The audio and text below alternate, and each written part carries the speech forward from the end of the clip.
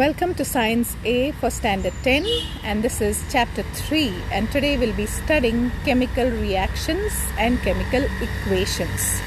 Okay, before that let's quickly revise and understand what are the two situations that we see here.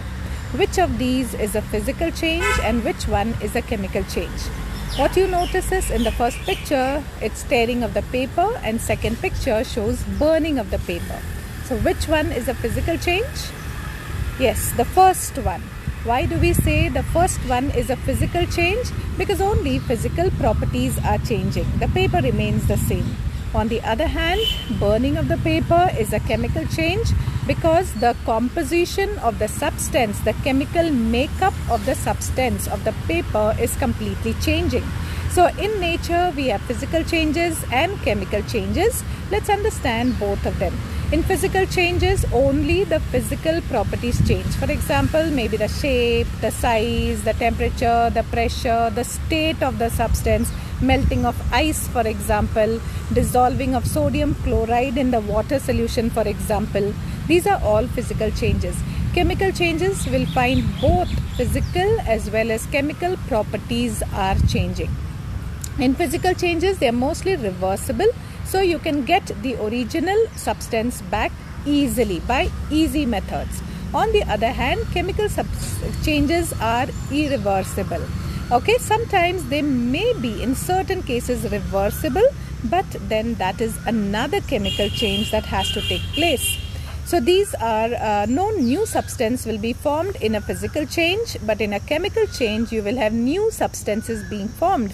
Like in the first example that I gave you, a new substance that is ash, okay, oxide of that paper will be formed. Old bonds are not broken in case of physical changes, but in chemical changes we find that old bonds are broken and new bonds are formed. Therefore, a new substance is formed.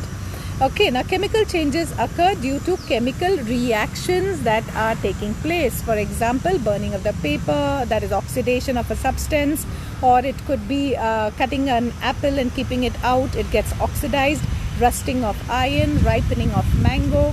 Okay, these are all chemical changes because chemical reactions are taking place, spoiling of food. Okay.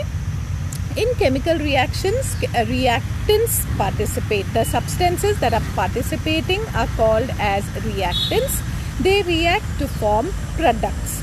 During this process, there is breaking of old bonds and new bonds are formed, and elements that are present in those compounds are rearranged. Now, before understanding a chemical reaction, it is very important to understand the molecules and compounds.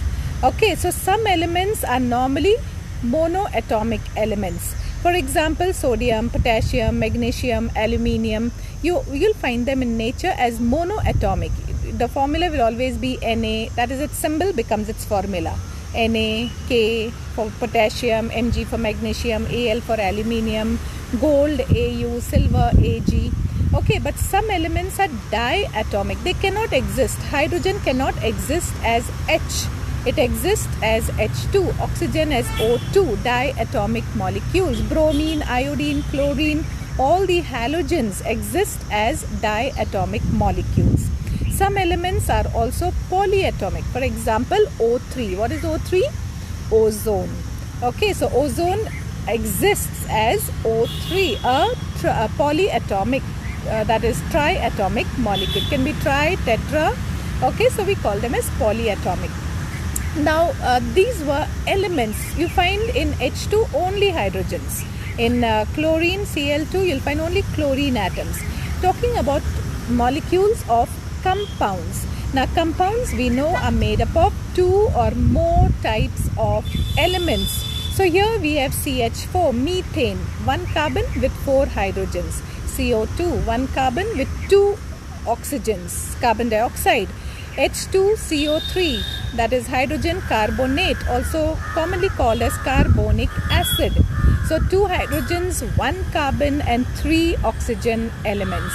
NaHCO3, sodium bicarbonate, one sodium, one hydrogen, one carbon and three oxygens. So you find that there are many elements that make up the molecule of a compound. We have studied valency of elements earlier, the number of electrons that are donated, accepted or shared. Okay, in order to get a stable octet state is called as valency of that element. That means the number of electrons that are participating.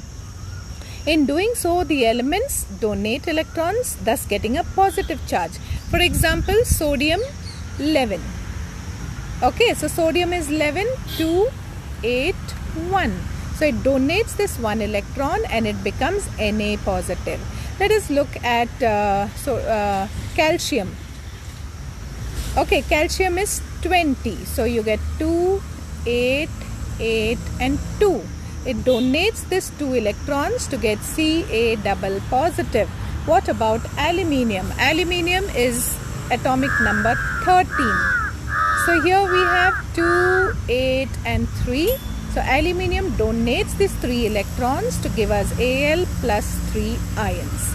Okay, on the other hand, when the element accepts electrons like chlorine, bromine, iodine, okay, depending on how many electrons they have accepted, they get 1 negative, 2 negative or 3 negative charges. Elements which have 5 valence electron in outermost shells can accept 3 electrons.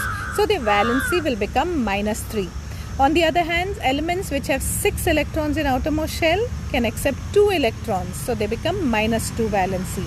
And elements which have 7 electrons in outermost shell, like all the halogens, chlorine, bromine, iodine, they can accept 1 electron to get the octet state and become single negative. Okay, now how are compound forms? Compound are formed by the give and take or sharing of electrons. Keep in mind, when electrons are donated and accepted, then the bond that is formed between the compounds, the attraction that is there, is an ionic or electrovalent bond. And when electrons are shared, then we get a covalent bond, covalent compounds. So when elements lose, gain or share electrons, they become positively charged. When they lose electron, they become negatively charged. That is, they gain electron. Then they become, when they lose electron, they get positively charged. When they gain electron, they get negatively charged. Thus now, what has happened is, there is a positive charge, there is a negative charge that is formed. And this positive and the negative gives a sort of attraction between them. And a compound which is called as sodium chloride is formed.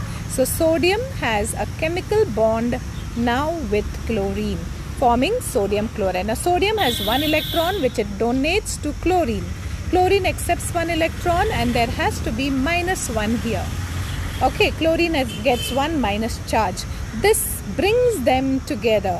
The charges, opposite charges, positive, negative, brings them together, binds them together and form a new compound of sodium chloride. In the bargain, sodium loses all its properties and chlorine loses all its properties. Okay, now this will be for you for homework to understand how methane is formed. Okay, try and do it, how a molecule of methane is formed. And then we will talk about the next topic. Okay, so we will come back soon with our next video. Till then, keep studying.